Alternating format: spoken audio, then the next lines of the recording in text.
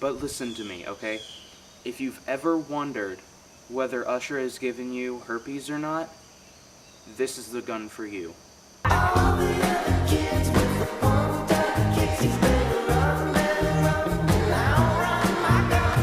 Today I'm going to be reviewing the Nighthawk Custom. Well, really it's by RWA, but the RWA Nighthawk Custom Covert Ops M1911. This is a M1911 MEU style by not just Nighthawk Custom, but RWA also.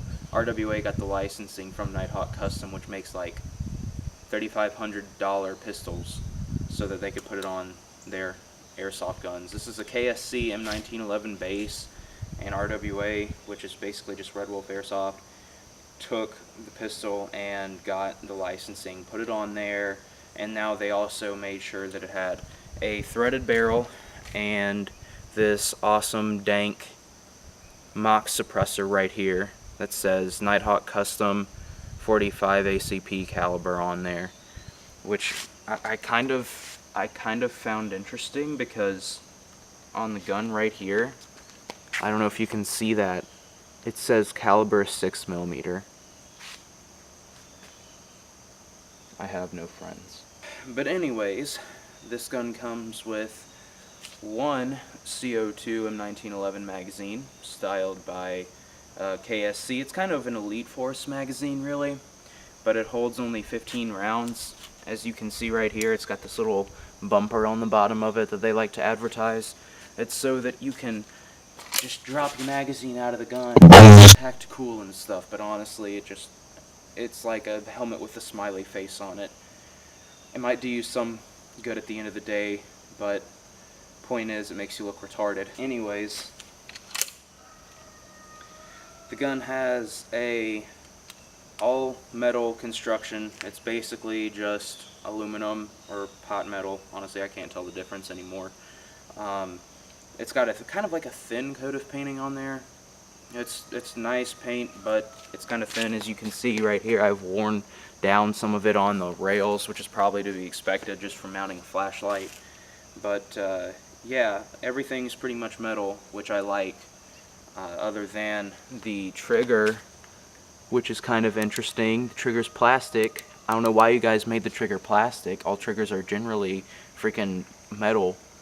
Tokyo Marui makes their triggers metal. The other thing that I have to say about this gun, other than everything that's obvious about it, I mean, the grips are plastic, and they feel absolutely orgasmic, like they're amazing. But the only bad things I really have to say about this gun is that it was a absolute hoe to get to work. I mean, this thing must have taken like 5 pounds of silicone oil before I even got it to shoot one shot, and even then the slide locked back. So I had to just keep on racking the slide while the magazine was out so that it would just finally work, and now it does, so I guess that's pretty cool. The only other complaint I really have about this thing is that these trades are laser engraved rather than stamped or anything like that, and I would really like to have stamped trades just because they last longer, like much longer, and these laser engraved things, they could probably just be wiped off with acetone. Some other cool features about the gun, you have this 3-dot sight right here. I don't know if y'all can see all that, but it's pretty awesome. I like how the sight right here is angled down. It gives you quick target acquisition. And then, of course, this is the reason that most people buy the gun in the first place, you have the 14mm counterclockwise threaded barrel, and included with the gun, other than just the suppressor, is this thread cover. So if you ever want to protect your threads and look really badass at the same time, all you gotta do is screw this thing on counterclockwise, and there you go. You look like you're from Special Forces or some shit. Alright, so I think that we've probably done enough talking with this thing. Let's be honest, I mean, for a non-double action M1911 with some great styling and great functionality and a great construction as well, it's amazing. This pistol you really can't go wrong with. I got this thing for about $108 off of eVike with a 25% discount, and you can get it for about $150 retail, which I would say that it's even worth that much. You get to put on a mock suppressor if you want, and overall, I mean, it's just a very nice gun, especially when you go to shoot it, which I'll go ahead and show you guys here in a minute. Alright, let's see what this thing can do. I'm holding this camera with my left hand, so please excuse me for any bull crappy shots, man.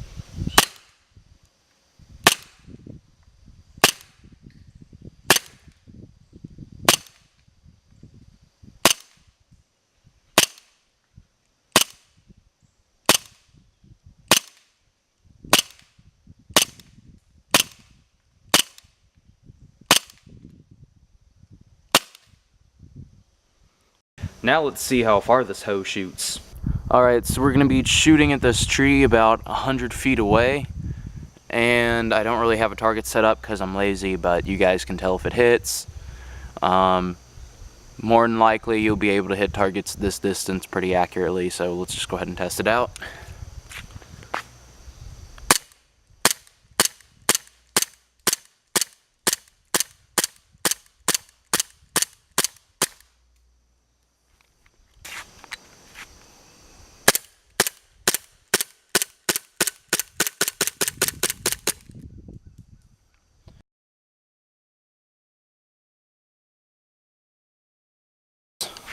Pull back the slide to this little first notch right here, and then there's a button on the other end right there that you got to press in on.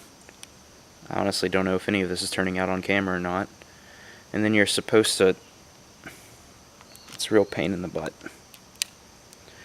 And then you're supposed to pull on this slide lever and pull it out before you can disassemble the gun, which you should probably take the suppressor off beforehand. Okay, so now that we have the suppressor off, we're just going to go ahead and remove the slide. Alright, so here's all of your meaty parts of the gun. It's honestly, it's not that bad. It's just an Elite Force style outer barrel and everything. If you move the hop up, which you're not going to be able to see, I can tell you right now, to the right, then it goes up. If you move it to the left, it goes down. I just have it a little bit near the lower end of the spectrum right now. I don't even know how that's going to turn out, but it's worked for me so far. So anyways, for some final thoughts on this gun, this pistol is absolutely amazing for the price. I honestly haven't ever had a more quality pistol in my entire airsoft career. That's been about anywhere from 7 to 10 years at this point. And honestly, I love the thing. I mean, it's realistic, full metal construction, nice trigger pull, threaded barrel. It even comes with a mock suppressor that is lowered so that you can actually see the sights when you're aiming. And then the magazine design is pretty cool too. Although if you buy extra mags, I recommend that you go Elite Force, because I have 2 other mags and those things just leak like crazy, honestly.